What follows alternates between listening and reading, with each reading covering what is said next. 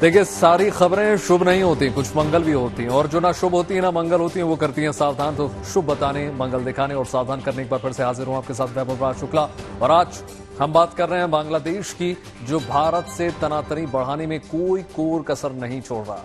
हिंदुओं पर लगातार हो रहे हमले को लेकर बांग्लादेश की सरकार खामोश है, पर अब उसने भारत से शेख हसीना को वापस सौंपने की मांग कर दी है। इसलिए बाकायदा भारत सरकार को लिखा गया है इसका खत, और आसार यही है कि शेख हसीना को लेकर टेंशन और ज्यादा बढ़ सकती है। लेकिन मजे की बात देखिए इसमें यह है कि इस तनातनी के बीच बांग्लादेश अपनी जरूरत के लिए भारत के सामने हाथ भी पसार रहा है। उसने भारत से 50,000 टन चावल खरीदने का फैसला किया है। आज आपको बताएंगे कि भारत ऐसे हालात में भी कैसे बांग्लादेश के साथ दोस्ती निभा रहा है। साथ ही साथ बात होगी पाकिस्तान की, जहां इमरान खान सत्याग्रह के लिए तैयार हैं और इस वजह से शाहबाज सरकार को पसीना आ रहा है।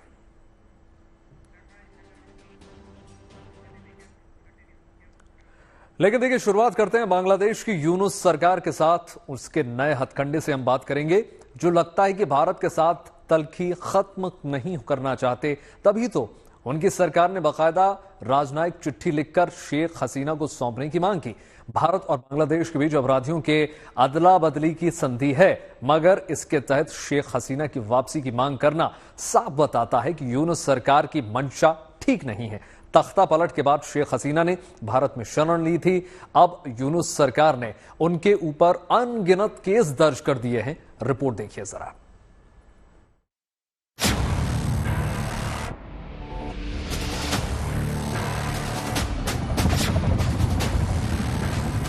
ये तस्वीरें इसी साल 5 अगस्त की हैं, जिस रोज छात्र आंदोलन की वजह से शेख हसीना ने ढाका छोड़ा था। शेख हसीना बहन के साथ त्रिपुरा की राजधानी अगरतला पहुंची और फिर वहां से गाजियाबाद के हिंडन एयरबेस पर उतरी। शेख हसीना के बांग्लादेश छोड़ने के बाद करीब 5 महीने से कमान अंतरिम सरकार के हाथ है, जिसकी कमान संभाल रहे हैं मोहम्मद यूनुस, जो अभी तक शेख हसीना और उनकी सरकार पर तमाम आरोप लगाते रहे हैं। पर अब उनकी सरकार ने सीधे तौर पर भारत से शेख हसीना को सौंपने की मांग कर दी है। बांग्लादेश की तरफ से भारत सरकार को एक राजनयिक चिट्ठी लिखी गई है, जिसमें कहा गया है कि बांग्लादेश सरकार पूर्व प्रधानमंत्री शेख हसीना को वापस चाहती है, ताकि उनके खिलाफ कानूनी कार्रवाई की जा सके।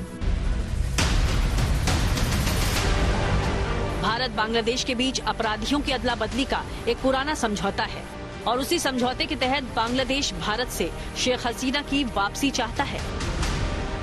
साल 2013 में जब नॉर्थ ईस्ट उग्रवादी समूह के सदस्य बांग्लादेश में छिप रहे थे और बांग्लादेश में प्रतिबंधित जमात उल मुजाहिदीन के लोग भारत में छिप रहे थे, तब दोनों देशों ने इस समस्या से निपटने के लिए प्रत्यर्पण संधि की थी। इस समझौते के तहत ही बांग्लादेश ने 2015 में United liberation front of Assam के नेता अनूप चेतिया को भारत को सौंपा था, और भारत भी अब तक बांग्लादेश के कई भगोड़ों को वापस भेज चुका है। लेकिन तब बात और थी, बांग्लादेश में शेख हसीना की सरकार थी। अब तो खुद शेख हसीना को सौंपने की मांग है, और शेख हसीना के लिए बांग्लादेश सरकार ने बड़ी चालाकी से जाल बिछाया है। असल में समझौते में पेच ये है कि राजनीति से जुड़े मामलों में प्रत्यर्पण से इनकार किया जा सकता है, मगर किसी शख्स पर अगर हत्या और किडनैपिंग जैसे मामले हों तो प्रत्यर्पण किया जाएगा। अब सूरत हाल ये है कि यूनुस सरकार ने हसीना पर हत्या और अपहरण से लेकर देशद्रोह के 225 से ज्यादा मामले दर्ज किए हैं। समझौते में 2016 में हुए संशोधन के अनुसार प्रत्यर्पण की मांग करने वाले देश को अपराध के सबूत देने की जरूरत भी नहीं है। इसके लिए अदालत से जारी वारंट ही काफी है, और प्रत्यर्पण संधि के तहत शेख हसीना के लिए मुश्किल बढ़ सकती है। लेकिन सवाल है कि क्या भारत समर्थक शेख हसीना को भारत बांग्लादेश को सौंपेगा? जानकार मान रहे हैं कि भारत शेख हसीना के प्रत्यर्पण के लिए इनकार कर सकता है। दलील दी जा सकती है कि शेख हसीना के खिलाफ लगाए गए आरोपों का कोई ठोस आधार नहीं है। प्रत्यर्पण समझौते में जिक्र है कि ऐसे मामले जो सामान्य आपराधिक कानून के तहत नहीं हैं, उनमें प्रत्यर्पण से इनकार किया जा सकता है। इसके अलावा भारत अपने ही देश में मुकदमा चलाने की बात भी कर सकता है। बांग्लादेश का अनुरोध क्लियर कट दिखाता है कि बांग्लादेश की सरकार भारत के साथ अपने रिश्ते सुधारने के मूड में नहीं है, क्योंकि उन्हें क्लियरली पता है शेख हसीना भारत की एक अच्छी फ्रेंड थी।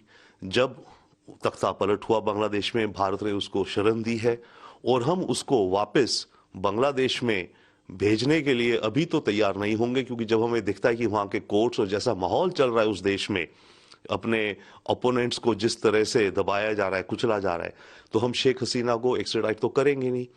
ऐसे में बांग्लादेश के अंदर भारत के खिलाफ और मोमेंटम बनेगा एंटी इंडिया कि देखिए इंडिया हमारे साथ कोऑपरेट नहीं कर रही है, शेख हसीना को वापस नहीं भेज रही है। तो ये एक और कहें तो इरिटेंट पैदा कर दिया है बांग्लादेश की सरकार ने भारत के साथ अपने रिश्तों में। तो ये इंडिकेट करता है कि बांग्लादेश की सरकार की मंशा नहीं है भारत से रिश्ते अच्छे करने की। अगर उनकी मंशा ठीक होती तो वो ये कदम ना उठाते भारत को लेकर के। बांग्लादेश की मौजूदा सरकार ने शेख हसीना के खिलाफ माहौल बना रखा है। उनको वापस लाने और केस चलाने की बात लगातार कही जा रही है। असल में शेख हसीना ने हिंदुओं पर हो रहे हमलों को लेकर बांग्लादेश सरकार को सीधे निशाने पर लिया है। इसके लिए मोहम्मद यूनुस को जिम्मेदार बताया है। उनके तीखे बयानों से यूनुस सरकार बौखलाई हुई है। शायद इसलिए भारत से उनको वापस सौंपने का दांव चला गया है। हालांकि भारत सरकार क्या कदम उठाएगी ये अभी साफ नहीं, पर एक बात तय है कि इनकार करने पर बांग्लादेश इसे मुद्दा बनाएगा और इसी बहाने भारत के साथ तनातनी और बढ़ेगी। Bureau report, good news today. देखिए, भारत और बांग्लादेश के दरमियान इस वक्त तनातनी है और उसकी वजह है वहां हिंदुओं पर लगातार हो रहे हमले। हाल ही में बांग्लादेश के मैमनसिंह दिनाजपुर में 4 हिंदू मंदिरों में 8 मूर्तियों को खंडित कर दिया गया। आरोप है कि नटोरे में एक शमशान घाट पर डकैती हुई और पुजारी तरुण चंद्र दास की भी हत्या कर दी गई। भारत सरकार ने दावा किया है कि इस साल बांग्लादेश में हिंदुओं के खिलाफ 2200 से ज्यादा मामले निकलकर सामने आए हैं। बांग्लादेश की सरकार दोषियों पर कार्रवाई की बात तो कर रही है, मगर हिंसा पर लगाम नहीं लगा पा रही। उल्टे भारत के साथ तलखी बढ़ाने वाले कदम उठाए जा रहे हैं। हालांकि जब भी बांग्लादेश को जरूरत होती है तो भारत ही उसकी जरूरतों के हिसाब से सामने आता है। अपनी नेबरहुड फर्स्ट की पॉलिसी के तहत बांग्लादेश की मदद करता है। इस बार भी ऐसा ही हो रहा है। देखिए, बांग्लादेश ने खाद्य आपूर्ति संकट और बढ़ती महंगाई के कारण भारत से 50,000 टन चावल खरीदने का फैसला किया है। ये चावल जो है सरकार की तरफ से लोगों को दिया जाएगा और भारत इसे देने को राजी हो चुका है।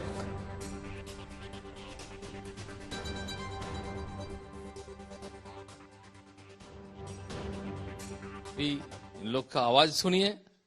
कलकत्ता ले लेंगे, कलकत्ता हम लोग का दखल में चलाया गया और फिर वो लोग देखिए हाथ भीख मांग रहे हैं भारत सरकार से, चावल भेजिए, हम लोग खाने के लिए चावल भेजिए। दोनों तरह तो नहीं चलेगा, दोनों तरह तो नहीं चलेगा। हमारा देश इंडिया, भारतवर्षो सेकुलर कंट्री, यहाँ पर कोई किसी को होता है थोड़ा सा एदिक उदिक होता है, लेकिन बांग्लादेश में जो हो रहा है हम लोग ये बर्दाश्त कभी नहीं करता, आज भी नहीं करता। देखिए, खाने पीने की चीजें ही नहीं बल्कि बांग्लादेश कई जरूरी चीजों के लिए भारत पर निर्भर है, डिपेंडेंट है। इसमें बिजली भी शामिल है। अभी हालात देखिए ये हैं कि बांग्लादेश पर त्रिपुरा का 200 करोड़ रुपए का बिजली का बिल बाकायदा है। त्रिपुरा राज्य विद्युत निगम लिमिटेड पड़ोसी देश को 60-70 मेगावाट बिजली की आपूर्ति करता है। इसके लिए बांग्लादेश पावर डेवलपमेंट बोर्ड के साथ एक समझौता किया गया है, लेकिन बांग्लादेश बकाया राशि नहीं चुका पा रहा। हालांकि रोज ये रकम बढ़ती चली जा रही है। रकम नहीं चुकाने पर बिजली दी जाएगी या नहीं, इस पर अभी कोई फैसला नहीं हुआ है, मगर ये तो बिल्कुल साफ हो जाता है कि बिजली रुकी तो बांग्लादेश अंधेरे में डूब जाएगा। इस सच्चाई को समझने के बावजूद भारत और हिंदुओं के प्रति बांग्लादेश का रवैया ठीक नहीं हो रहा है। इससे भारत के त्रिपुरा में चिंता लगातार है। और इनका जो बोल, दोनों में मैंने देखा काफी अंतर है। बोलते हैं कुछ, करते हैं कुछ। अभी तक ठोस जिसको कहते हैं कदम लेना, वो दिखाई नहीं दे रहा है। देखिए, जो भारत हर समय बांग्लादेश की मदद के लिए सामने आया है, उससे यूनुस सरकार को परेशानी है। मगर जिस पाकिस्तान ने जुल्म किए हैं, नरसंहार किया है, उस पाकिस्तान से अब बांग्लादेश की सरकार दोस्ती बढ़ा रही है। चटगांव पहुंचा है पाकिस्तान से जाने वाले इस दूसरे जहाज पर चीनी, सोडा ऐश और डेनिम कपड़े, सूखी मछली, आलू और दूसरे सामान गए हैं। शेख हसीना सरकार के दौरान पाकिस्तान से आने वाले जहाजों की जांच अनिवार्य थी, मगर यूनुस की सरकार ने इस नियम को हटा लिया। अब पाकिस्तान के जहाज बिना रोक टोक के चटगांव पहुंच रहे हैं।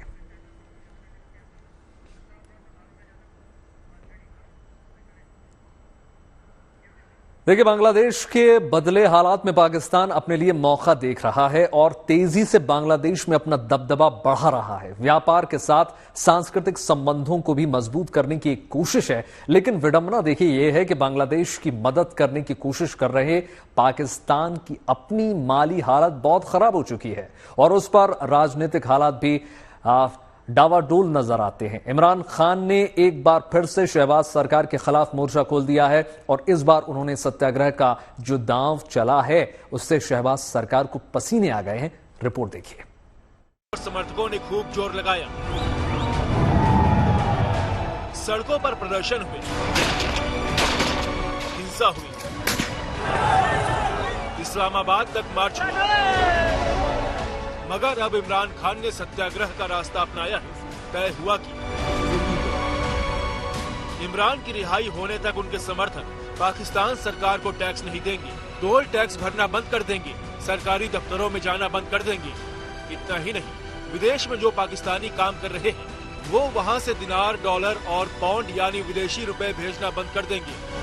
अब उन्होंने कहा है कि मैं ओवरसीज पाकिस्तानियों को इतवार से अगर ये 2 मुतालबात पूरे नहीं होते तो मैं उनको कॉल दे रहा हूं कि अपनी रेमिटेंसेस पाकिस्तान भेजना बंद कर दें, ताकि इस हुकूमत को पता चले जिन पाकिस्तानियों के साथ आप जुल्म कर रहे हैं, अगर आप उनके साथ जुल्म करेंगे तो वो भी अपना हक इस्तेमाल कर सकते हैं, क्योंकि पैसे उनके अपने, अगर वो चाहें वो भेजें, अगर वो चाहें वो ना भेजें। इमरान का ये दाव शहबाज सरकार और पाकिस्तान दोनों को भारी पड़ सकता है।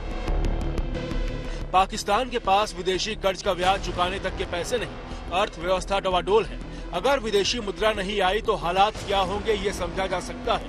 देश के अंदर भी अगर उनके समर्थकों ने टैक्स देना बंद कर दिया तो देश की माली हालत चरमरा सकती है, क्योंकि सरकार का खजाना पहले से ही खाली है। इमरान के इस सत्याग्रह को सरकार हल्के में नहीं ले सकती। ये देख सकते हैं, अभी हाल ही में उनके समर्थक तमाम बाधाएं पार करके राजधानी इस्लामाबाद तक आ गए थे। ये अलग बात है कि फौज ने ताकत से प्रदर्शन को दबा दिया, मगर जब लोग टैक्स देना बंद कर देंगे या दफ्तर जाना बंद कर देंगे तो सरकार मुश्किल में आ सकती है। इमरान ये बात अच्छी तरह समझ रहे हैं और इसीलिए उन्होंने अपनी बहन के जरिए शहबाज सरकार को ये संदेश भिजवाया कि उनके समर्थक सिविल नाफरमानी करेंगे। मुतालबात हैं जो रखे गए हैं कि 9 मई और 26 नवंबर पे एक जुडिशल कमीशन बनाया जाए, जो उनसे मर्जी जजेस लगा ले, लेकिन आप जुडिशल कमीशन बनाएं, क्योंकि दूध का दूध और पानी का पानी होना जो है वो जरूरी है। जो बिल्स देने, टैक्सेस देने, टोल टैक्सेस देने, इस तरह की चीज़ों को जो है वो बाइकाट किया जाता है। आखिरी एक जो हरबा है कि हम सिविल नाफरमानी की तरफ जाएं और उसकी तरफ जा रहे हैं। इमरान की सत्याग्रह वाले दांव से शहबाज सरकार सकते में है। देश की हालत ऐसी नहीं कि वो जरा भी आर्थिक नुकसान झेल सके, इसलिए आनन फानन में फैसला लिया गया। इमरान की पार्टी से बातचीत के लिए एक कमेटी का ऐलान किया गया है, जिसमें उप प्रधानमंत्री शाकदार, राणा सनाउल्लाह, सीनेटर इरफान सिद्दीकी, राजा परवेज अशरफ, नवीद कमर, डॉक्टर खालिद मकबूल सिद्दीकी, अब्दुल अलीम खान और चौधरी सलीक हुसैन शामिल हैं। ये समिति मुख्य विपक्षी पार्टी पीटीआई से बातचीत करेगी और हो सकता है इमरान की रिहाई का रास्ता साफ हो जाए। उधर इमरान खान ने भी एक समिति का गठन किया, जिसमें पीटीआई के नेता शामिल थे। ये समिति सरकार से बातचीत करने के लिए बनाई गई, यानी खुद इमरान ज्यादा देर तक टकराव नहीं चाहते। लेकिन एक बात तय है कि रिहाई के लिए भी अब इमरान ज्यादा इंतजार नहीं कर सकते। अब पाकिस्तान का भविष्य सरकार और सेना के रुख पर निर्भर है। माना जा रहा है कि अमेरिका में ट्रंप की वापसी से इमरान के लिए रास्ता आसान हो गया है। पाकिस्तान की फौज में खबर है कि इमरान खान को शर्तों के साथ रिहाई का लालच दिया गया है। इमरान से कहा गया है कि वो फौज के खिलाफ बयान नहीं देंगे। अगर इमरान फौज को सहयोग करने के लिए तैयार हो जाते हैं तो उनकी पार्टी समेत उन पर हुए अत्याचारों के लिए जिम्मेदार फौजी अफसरों के खिलाफ कार्रवाई की जाएगी। असीम मुनीर के प्रस्ताव को इमरान कितना मानते हैं ये साफ नहीं, मगर उनके सिविल नाफरमानी के ऐलान से पाकिस्तान में हड़कंप है। अगर सड़क जाम और प्रदर्शन की नौबत आती है तो शहबाज सरकार हिल सकती है, यहाँ तक कि पाकिस्तान चरमरा सकता है। Bureau report, good news today. फिलहाल इस विशेष कार्यक्रम में इतना ही। देश और दुनिया की तमाम पॉजिटिव खबरों के लिए जुड़े रहिए गुड न्यूज टुडे के साथ। नमस्कार।